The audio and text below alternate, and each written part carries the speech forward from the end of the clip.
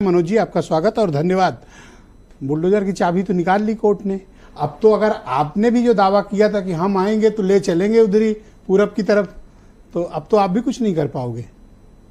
देखिए, एक जो बात है कि हम आ भी भरते हैं तो हो जाते हैं बदनाम, और वो कत्ल भी करते हैं तो चर्चा नहीं होती।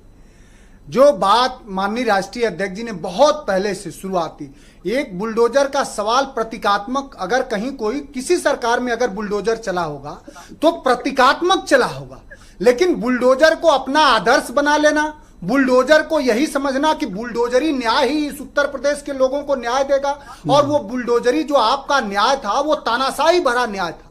आप अकबर नगर की बात हो रही है जो पूरा डिमोलिश कर दिया गया।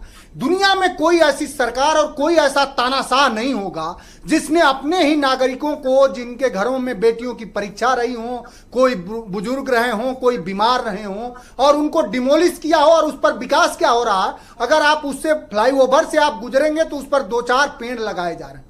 अपने लोगों को आसियाना उजाड़ करके और 4 पेड़ लगाने को जो लोग विकास समझते हो, आपसे एक सौमित्र वन नहीं देखा जा रहा है जी? क्या सौमित्र वन नाम है ना? सौमित्र वन नहीं देखा जा रहा आपसे। अब वो कौन सा वन बनेगा? अब आप देखिए कहीं ऐसा वाला। अच्छा, सुप्रीम कोर्ट के ऑर्डर पे आओ आप। मैं सुप्रीम कोर्ट के ऑर्डर पे बात हो रही है, जो बात राष्ट्रीय अध्यक्ष जी ने बहुत पहले कहा, और हम लोगों ने हर बार कहा है ये बात, कि जो संविधान में अनुच्छेद 14 है उसमें साफ साफ कहा है कि every people is equal before the law.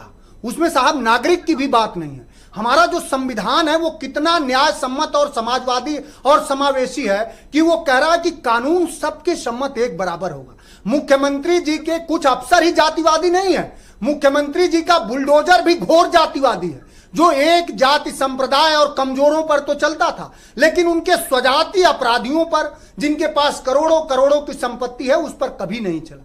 और आज जो माननीय सुप्रीम कोर्ट ने जो निर्णय दिया है उसमें साफ कहा है, आप सुनिए, वो साफ कहा है। और कितनी बेशर्मी से भारतीय जनता पार्टी के साथी ने एक शब्द विधि सम्मत लिख करके आ गए थे। मुझे पूरी उम्मीद है कि उन्हें विधि का और संविधान के कोई भी अनुच्छेद नहीं याद होगा, क्योंकि मनुवाद को मानने वाले लोग संविधान पढ़ते नहीं है। जो सुप्रीम कोर्ट ने बहुत बड़ी टिप्पणी करी है जस्टिस गवई और विश्वनाथन ने, कि ये बुलडोजर सिर्फ लोगों के घरों दुकानों पर अवैध रूप से नहीं चला साहब, ये हमारे संविधान पे चला।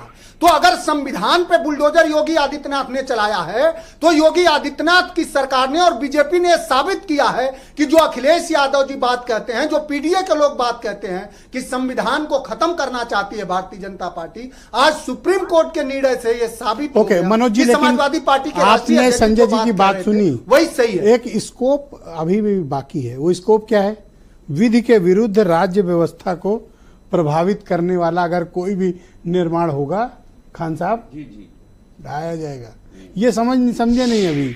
नहीं, देखिए, वैसे बहुत ही हाईली लर्नेड हैं, सबसे ज्यादा पढ़े लिखे मेरे ख्याल से। नहीं, देखिए, इस तरह के मैं ऐसा कुछ नहीं, आपने वो लाइन पे ध्यान दो। लर्नेड की बात नहीं, मैं विरुद्ध गरीब किसान का बेटा हूं। अखिलेश जी ने मंच दिया तो आपके सामने मैं बात कर रहा हूं।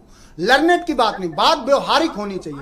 मैंने कहा ना कि जिस तरह से उनकी सारी, जिस तरह 69,000 शिक्षक भर्ती में वो जातिवादी हैं, जिस तरह से अधिकारियों के चयन में वो जातिवादी हैं, उनका बुलडोजर भी उसी तरह से जातिवादी था। और ये सुनिए, आज जो सुप्रीम कोर्ट ने जो निर्णय दिया है उस पर अगर सरकार में जला भी संविधान के प्रति, लोगों के प्रति अगर शुचिता और नैतिकता होती, तो उस पर थेथरई भरा बात और वार्तालाप न करके भारतीय जनता पार्टी के नेता सुरेंद्र राजपूत जी को लाया जाए। इस उत्तर बहुत बहुत स्वागत आपका सुरेंद्र जी, पूरे देश बहुत धन्यवाद। थैंक यू, माफी मांगते। Thank you.